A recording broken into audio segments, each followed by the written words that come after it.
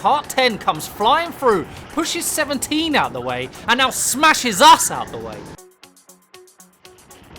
So we're jumping straight into qualifying, and this by far is the worst session I've ever had. And it's not because of track conditions, it wasn't because other marshals were unfair or the go-kart was slow. Our performance was a joke. We couldn't figure nothing out. We didn't know where we was going wrong. We didn't have all the pieces to the puzzle. And Pete in kart 20 in front of us we was using as reference, and he had actually caught up, overtaken. He's pulling away, and we're struggling to hold on. And you might think, oh, but qualifying, you normally get like 20 minutes to figure it out and stuff. Now, me personally, I can figure out a track that I don't really know, etc. within 5 laps. Within 5 laps, I've got it down, and now it's just fine tweaking a few things, but I couldn't in this 20 minutes. And this is the last lap, so we have wasted this time. However, in this last section, we started to figure it out, and I felt confident. As soon as I come through this corner, I was like, oh right, oh, is that the pieces of the puzzle we're missing? Now, I knew I wasn't going to qualify on the front row at least. However, I know now exactly what I need to do to get this fight to the front.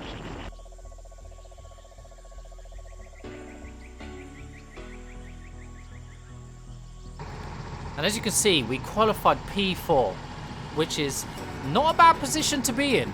Still all to play for. So we're going to wait for the lights. We're determined to get this right. And you can see they jump start, but we get that bang on. And so we go round the outside of kart 17 and possibly kart 10 as well. Don't think we'll get that done by turn 1, so we go side by side, which was an absolute mistake as these understeering pushes us wide. I'm going to put that down to cold tyres, and we're back in P4. So coming into turn 3, and we get nudged from behind. Kart 18 pushing his way through, and we're back down to P5. So we're going to have a little look on the inside and decide it's just not worth it. So within half a lap, we've gone from P4 to P2 and now down to P5. But we're not going to let that bother us. It's all still to play for, as we said. And we just have to be the smartest person on track. So let's try and get these moves done efficiently as Kart 18 slides there. So we're just going to create a little gap, just allowing us to get a better exit speed, giving us the room to do that. So as we sit in this slipstream, we're going to be looking to take the inside of turn 1, which is quite a straightforward move. However, we hit the curb here and leave the inside open, and he takes that back.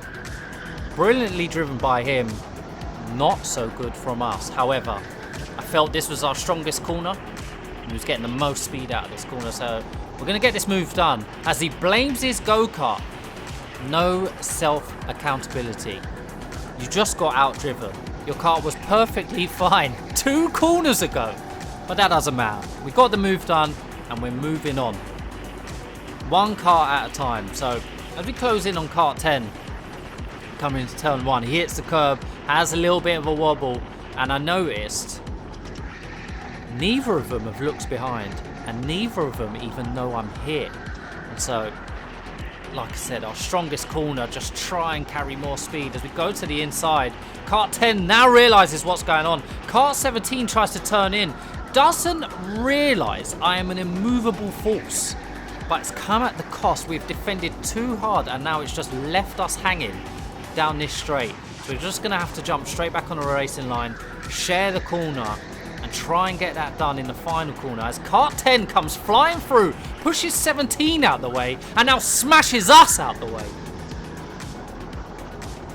At the time, I was furious. Like, I wanted to rip someone's head off. However, looking back, that is exactly what we needed. We have been driving pathetic in qualifying. This opening start to the race has been an absolute mess. And so now we're going to take these positions back, and we're now going to be on the hunt for the win. Now, same rules apply. We don't just go smash our way through, doesn't matter what happened. we don't smash our way through. You can never ever say to me, oh, but you only got that position because you pushed me off the track, etc, etc. It will never ever happen. That conversation just, I can't even fathom it. But anyway, back to the race, and we are in P3. So we're on the up. We've gained 1 position from the start. But we are not slowing down. We're going to get these moves done. So as we're in a slipstream of car 17, we're going to go for the inside. And he tries to close the door. He doesn't understand the force that just comes off me.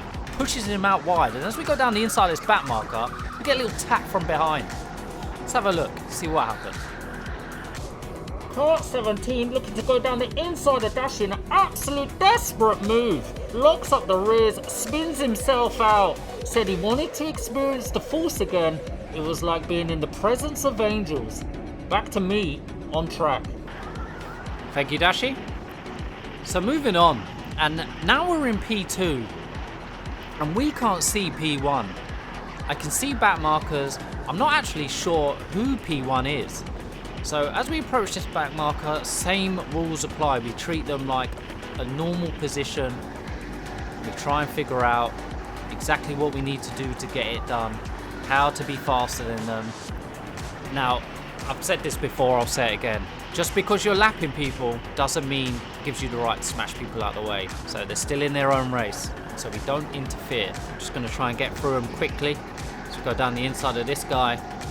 And now I'm starting to ask the sidelines exactly what cart number, is P1. But where?